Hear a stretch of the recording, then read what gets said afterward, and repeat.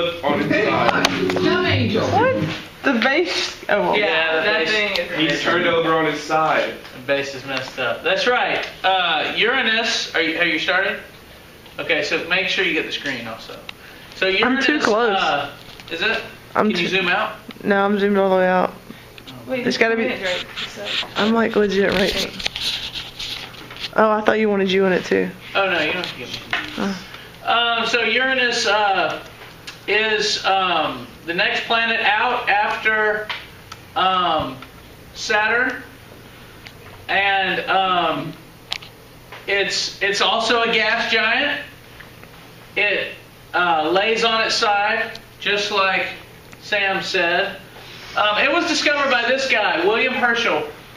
And Uranus can actually be seen in the night sky under perfect conditions if it's real dark, but it's so faint that you really can't see it. And nobody even noticed it until this guy in 1781 with his telescope. And he was going to name it after King George, and so we would have had the planet George. But he decided not to do that because all the other planets had been named according to Greek gods and that sort of thing, mythology.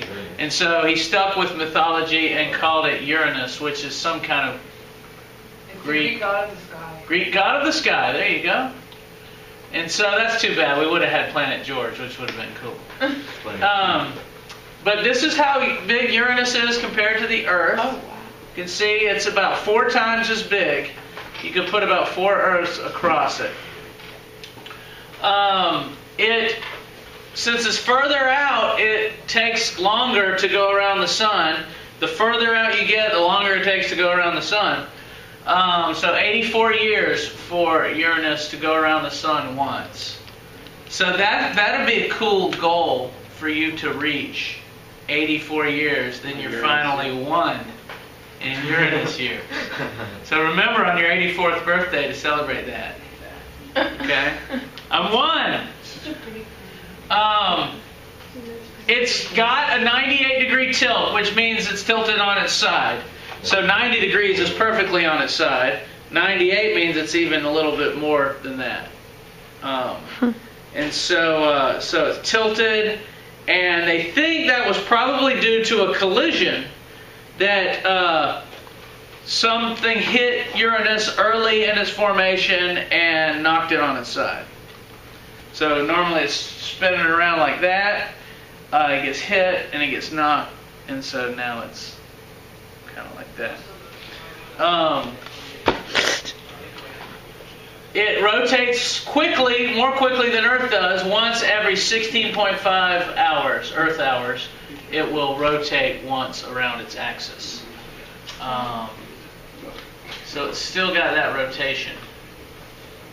It is a blue, kind of greenish blue looking planet, and the reason why that is it's got a lot of methane in its upper atmosphere. The methane makes it blue. When light hits those gases, the red is bounced, filtered out, and the blue is filtered out and the red is absorbed. So you see it as kind of a blue planet. But overall, it's just like all the other gas giants and the sun, it's mostly hydrogen and helium. 84% hydrogen, 14% helium. That's like most things in space. About 85 to 90 hydrogen and 10 to 15 helium is usually about what everything is out there. So, Why does it look so smooth? well, that's just because it has a gas atmosphere. It's like so pretty. And so it's just gas. And equally spread out, pulled in by gravity, and that makes it nice and round and smooth. And again, it doesn't have a surface like other planets. You can't land on Uranus. You'll just sink down through the clouds. It's just got clouds that get deeper and deeper and thicker and hotter and hotter. Although Uranus is the coldest planet of the 8 planets, it's even colder than Neptune. it has very little internal heat.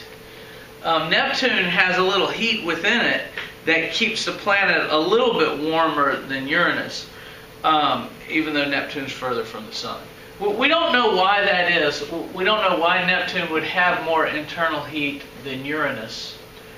I mean, they're both really cold because they're so far from the sun, but you're talking about a couple degrees Kelvin, something like 34 Kelvin versus 31 Kelvin or something like that, Uranus and Neptune. They're both really cold. And so this is kind of what it looks like. It's got its outer atmosphere is just the upper clouds that we see, and again, it's mostly hydrogen and helium all the way down, but there's some methane in the upper atmosphere. And then you get further down and just the clouds get thicker and thicker as you go in. And then you get to this mantle portion where the clouds get really thick, and also that contains some ammonia and some water and some methane ices that kind of slosh around in this area. This is kind of a liquid area here. And then you finally get down to a core. We think it has a rocky core that has some iron and some nickel and some silicate. Silicate is rock, like what the Earth is made of. And so we think it has a rocky core, maybe half the size of the Earth. Yeah? How can they tell the very inner cores of all these planets if they can't get down there? That's a good question. They can weigh the entire planet by how much gravity it has. Mm-hmm. They know how much gravity it has by how hard it pulls on the spacecraft that flew by it. And they can take a direct measurement and figure out the total weight of the planet. And if the outside is gas, and they know the total weight, they can figure out the density, and they can figure out probably what's inside it. So this is a guess. They don't know for sure. They haven't flown anything down deep into there. There's never been a probe or anything that goes into it. Yeah. Now they did fly a probe into Jupiter, and they made some direct measurements of its atmospheres and that sort of thing. So they base some of this on what they know Jupiter is like. Okay. So there's some guesswork in there. Those are good questions. There's some other things that point to what it's made of too. Chemical signatures and stuff where light is going through the atmosphere, and they can figure out from the light that comes through what it's made of. There's some other ways to tell. But those are good questions. We know that we can measure the temperature directly, and it's very, very cold. Little internal heat. This is a diagram of the magnetic field of Uranus. Uranus has so this line here is the rotational axis. Remember when I said it's tilted 98 degrees? So it's laying on its side. That's kind of how it's laying on its side and rotating around this axis here. This is the magnetic axis, and I think we already talked about this once. The magnetic axis is way off from the rotational axis. Now on Earth, let me get our globe. So on Earth, here's our rotational axis is tilted. What's the tilt of our rotational axis? 23.4. 23.5. And the magnetic axis is almost right at the rotational axis. It's a couple degrees off. And I don't know if you knew, the magnetic axis kind of goes through Siberia, northern Russia. Just a few degrees off from the... so your compass isn't actually pointing to the North Pole of the Earth. It's pointing towards the northern part of Russia. Did you know that? Crazy. So you're just a little bit off. But Uranus is laying on its side like this, but you can see how its magnetic axis is at a 59 degree angle to its rotational axis. You can see that angle there. 59 degrees. That's the magnetic axis. And also, another cool thing, the magnetic axis does not go through the center of Uranus. It's off-center. So why is this? They don't know. They think that the magnetic field of Uranus comes from not liquid metal that's rotating in the center, but instead they think it might come from the mantle, which is mostly ammonia and water, liquid ammonia and water. And they think that circulates and somehow creates a magnetic field.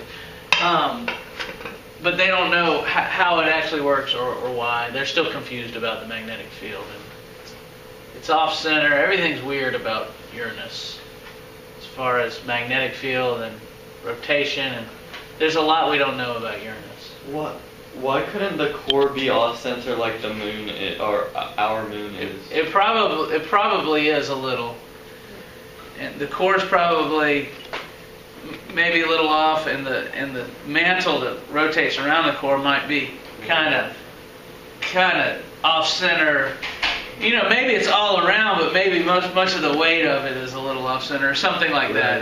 There's, like I say, there's still they don't know, and I don't know. Right. So there's probably something off-center about the interior that's making this off-center magnetic I field. think it was all normal before the impact. Could be. Got Could be the impact screwed it up. screwed up. Yeah. Again, scientists don't fully understand magnetic fields. They're only created by very large objects that have this big rotating liquid metal, and it's hard to make that in a lab. They're working on it. But magnetic fields are weird things. But the magnetic field is stronger than the Earth's magnetic field, about 50 times as strong. So it does have a strong magnetic field compared to the Earth.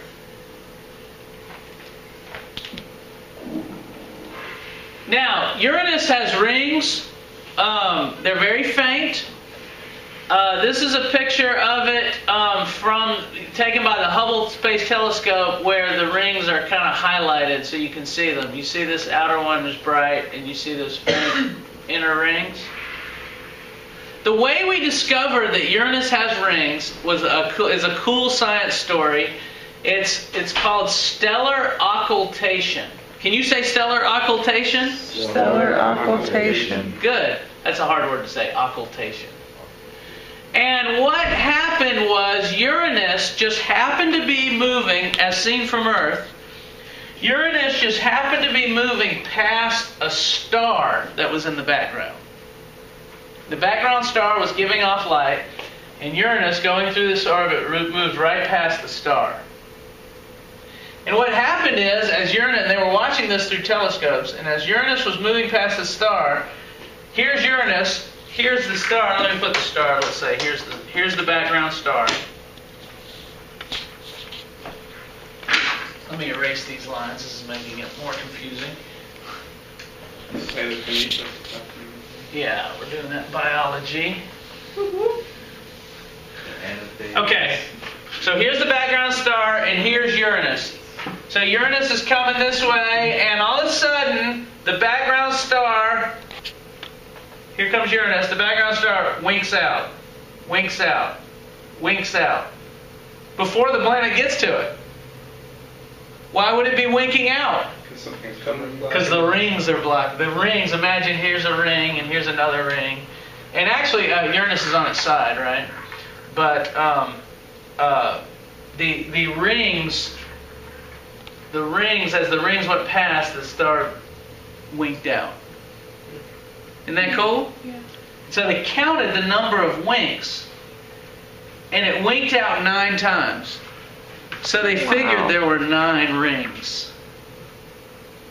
And they knew it was rings and not like a moon or something like that, because after the planet went past, it winked 9 times again. So they knew it must have had rings. And when they actually flew Voyager 2, the spacecraft, by it to take pictures, they found out that there were actually 11 rings. So there were 2 that were so faint it didn't make the star wink out. But they were close. So that was a way to discover something without actually seeing it. They couldn't see the rings, but they could see the winking. So they figured it had rings. Isn't that cool? Stellar occultation. 1977 they figured that. Uranus has 27 moons. They're all named after characters from Shakespeare plays. I don't know how they came up with that, but that's what they decided. So, you've probably heard of some of these names. Ariel, what was she? She was in a Disney movie, right? Little Mermaid. Little Mermaid. What about Miranda? iCarly. What? Miranda Cosgrove. None of the moons are very big. These moons are kind of small compared to Earth's moon or those big Jupiter moons or Titan. So no big moons of Uranus, and none of them with enough internal heat to have any volcanoes or undersurface oceans or anything really cool like some of those other moons. No, not big enough to hold an atmosphere. So these are just kind of dead moons, kind of like our moon is. Doesn't have any much going on with it. Boring moons. What are you going to do? You know you can't control the moons. Watch a little video on Uranus, and then you'll have some time to read about it. Uranus, the seventh planet from the sun. He's in Uranus. Giant with no solid surface. Hold On on. Earth it appears a satin smooth blue ball. But get up close, and you'll see that this frigid world has some of the oddest quirks found anywhere. Uranus, the seventh planet from the sun. A gas giant with no solid surface. On Earth it appears a satin smooth blue ball. But get up close, and you'll see that this frigid world has some of the oddest quirks found anywhere in the solar system. Welcome to Space School. Thank you.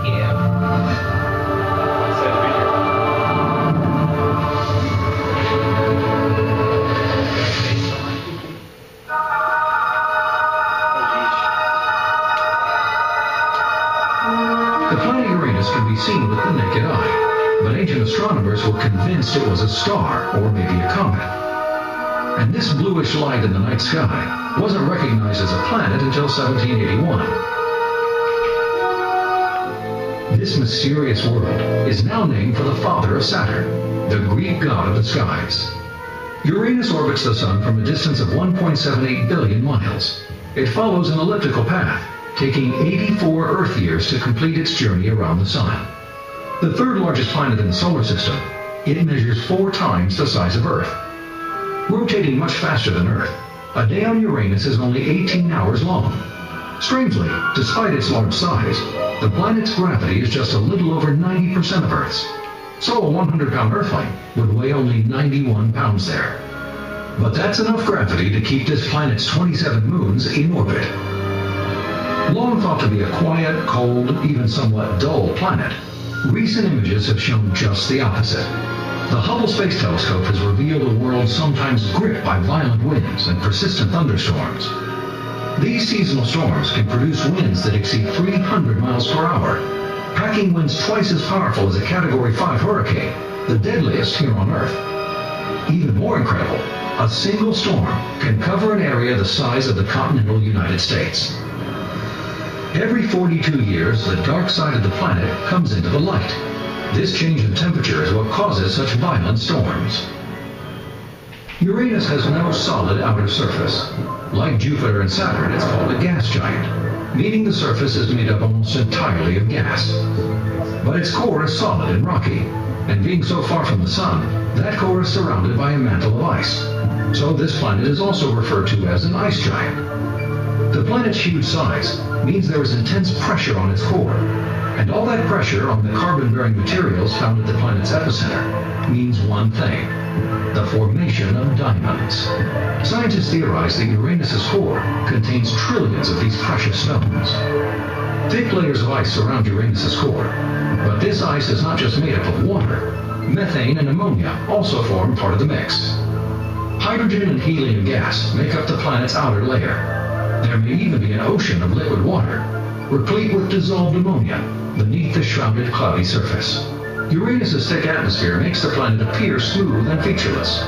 That's because from Earth, our view is blocked by a permanent haze. We are seeing the atmosphere, not the surface. Methane, just 2% of Uranus's atmosphere, absorbs red light, making the planet appear blue. One of the strangest things about Uranus is the angle of its rotation.